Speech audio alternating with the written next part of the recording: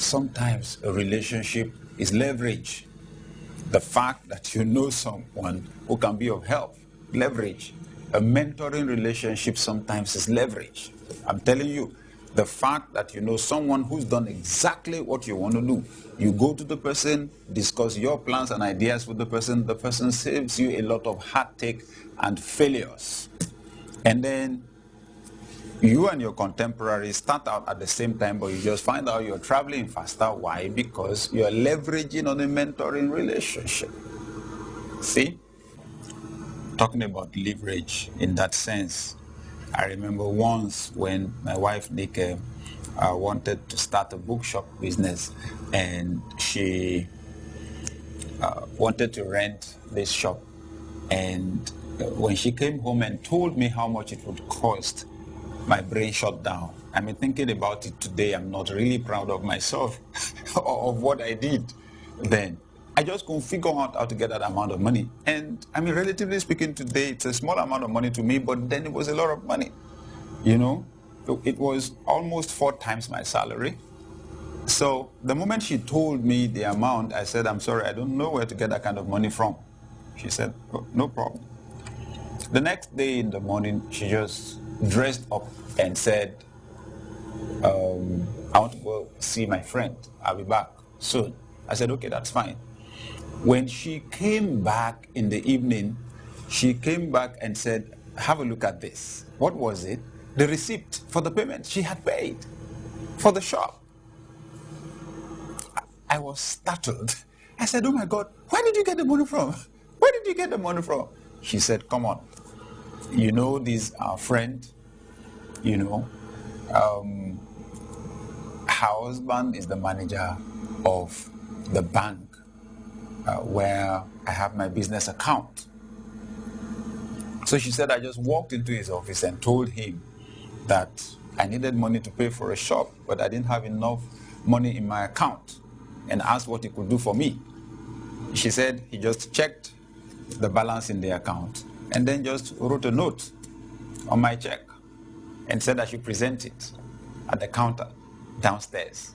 And she said, with that, I got the money and I went and paid. You know what?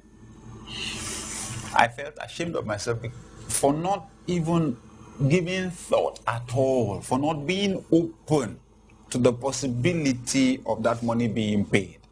What was it? It was just an idea that she had, that's all. And she leveraged on a relationship. But you know where the breakthrough came from primarily? Before the relationship, it was her thinking. That's the big issue. Thinking. She leveraged on her mind. She leveraged on her thoughts.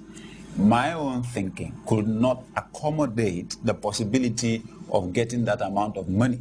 Her own thinking could accommodate the possibility of getting that amount of money. That was what made the difference between the two of us.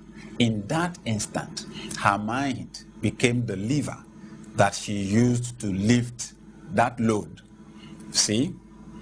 I could not get that idea because I wasn't open at all. I did not see myself in possession of that kind of money. I didn't see somebody like myself being able to raise that kind of money. She saw that she could. And that's why the idea could come to her. We knew the same person. We had the same relationship. I couldn't use that relationship to advantage because of my mind.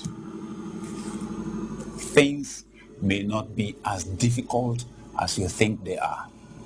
The real problem is that you think they are difficult.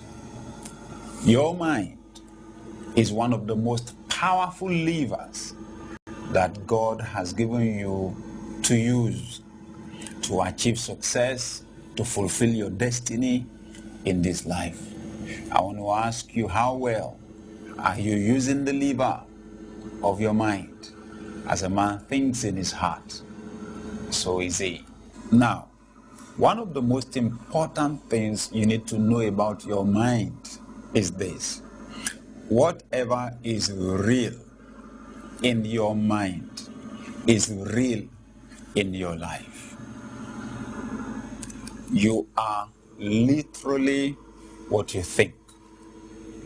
You don't rise beyond the level of your thoughts.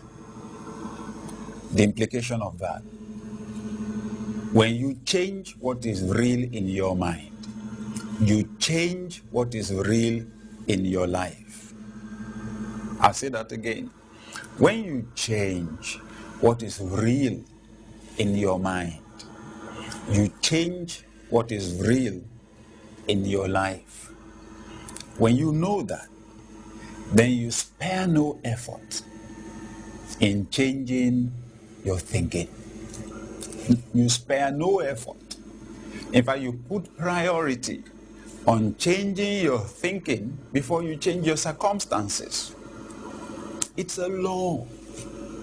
You are literally what you think. You can alter your life by altering your thoughts. What's the major difference really between those who find it easy to achieve success and those who don't? They're thinking.